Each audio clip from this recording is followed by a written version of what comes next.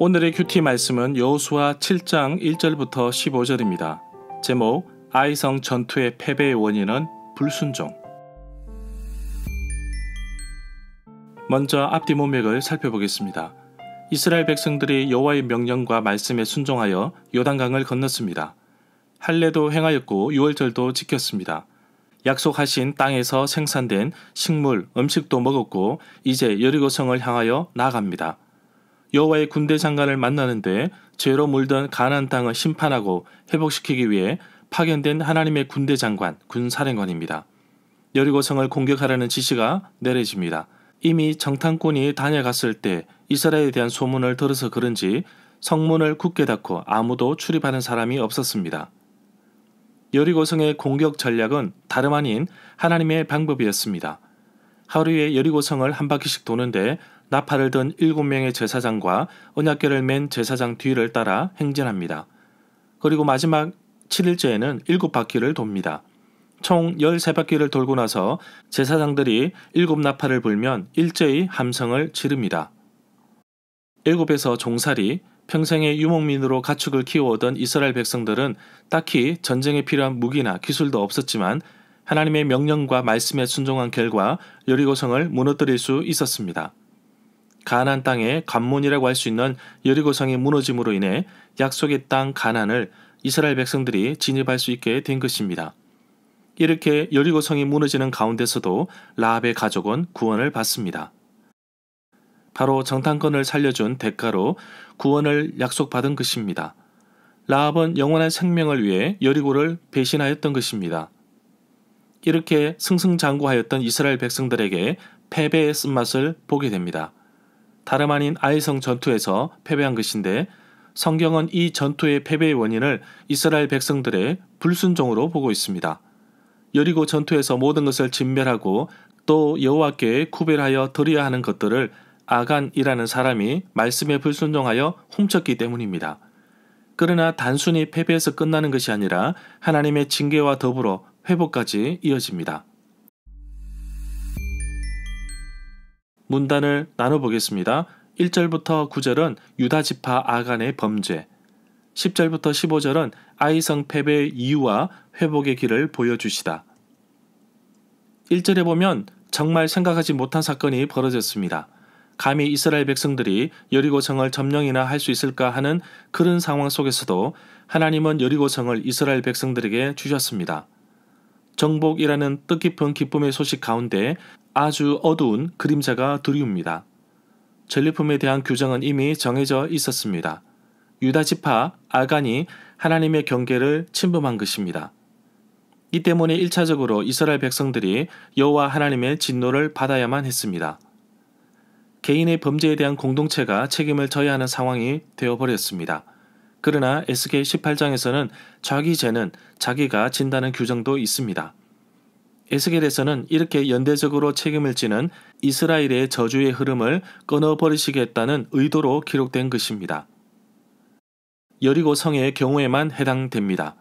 바로 가나안 땅의 첫 열매이기 때문입니다. 이스라엘 백성들도 먹고 살아야 하기 때문에 모든 전쟁에서 모든 물건들을 다 불에 태우면 양식이 사라지기 때문에 여리고 성에 하나여 첫 열매로 여호와께 드려야 하는데 아간이 범죄한 것입니다. 여리고 성을 점령하고 나서 곧 아이성과 전투를 하게 됩니다. 그 사이에 아간이 범죄한 것인데 1절은 요수아를 기록한 저자가 미리 이런 사건이 있었다는 것을 알려주고 시작합니다. 실제로 시간상으로 보면 아이성의 전투에 패배하고 나서 아간의 범죄가 드러나게 되는 것입니다. 2절에 보면 여리고 성읍이 평지에 있었다면 아이성은 산지에 위치해 있는 성읍입니다. 아이성의 위치는 베델에서 동쪽으로 약 3km 정도 되고 여리고 성에서 서북쪽으로 약 24km 정도 떨어져 위치해 있습니다. 아이성을 점령하는 이야기는 여호수아 8장에 가야 나옵니다. 3절에 보면 사람의 눈으로 볼 때 아이성은 여리고 성과는 달리 소규모 병력으로도 정복할 수 있을 것이라는 정탐꾼들의 판단이 나왔습니다. 패배는 꿈에도 생각하지 못했을 것입니다. 이렇게 승승장구하던 이스라엘 백성들도 패배를 통해 깊은 절망의 구덩이에 빠지게 될 것입니다. 4절에 보면 넓게 확대해서 보면 아이성의 1차 정복 전쟁은 단순히 전략, 사람의 수의 문제가 아니라 아간의 불순종으로 인한 징계임을 숨겨놓고 있습니다. 결국 하나님께서 1차 정복 전쟁에서 패배하게 하셔서 범죄에 대한 깨달음을 주시고자 하신 계획이라고 볼 수도 있습니다. 이에 대해 여호와 하나님은 여호수아에게 오직 강하고 극히 담대하여 나의 종 모세가 내게 명령한 그 율법을 다 지켜 행하고 우로나 좌로나 치우치지 말라. 그리하면 어디로 가든지 형통하리니 라고 말씀에 순종할 것을 말씀하셨습니다. 5절에 보면 이스라엘 백성들이 홍해를 지나 요단 동편 아모리 두 왕을 점령하였다는 소문이 여리고 성에 퍼졌을 때 여리고 사람들이 두려워 떨며 간담이 녹아내릴 정도였는데 첫 패배를 맛본 이스라엘 백성들도 동일한 느낌을 받았습니다. 소규모 병력으로도 이길 수 있는 승산이 있는 전투로 보았지만 이해하지 못하는 패배로 인하여 절망에 빠지게 됩니다. 만약 전쟁의 기술이 부족하여 패배했다면 아이성을 점령하지 못할 것입니다. 점령하더라도 아주 많은 희생을 치러야 합니다. 그러나 1절에서 미리 언급하고 진행하듯 범죄로 인한 결과임을 암시하고 있습니다. 7절에 보면 광야에서 38년간 시간을 보낸 뒤 가나안 땅으로 진격하라는 명령 이후에 이스라엘 백성들은 정말 승승장구했습니다. 정말 거침없이 이곳까지 왔습니다. 요단강도 단숨에 건넜고 견고한 여리고성도 일주일 만에 멸망시켰습니다. 여호수아에게 아이성의 패배는 정말 낙심하게 하였습니다. 이 구절에서 아모리 사람이라는 단어가 나옵니다. 이스라엘 백성들이 가나안 땅을 점령하기 전에 그 땅에 살고 있던 큰 족속 중에 하나로 봅니다.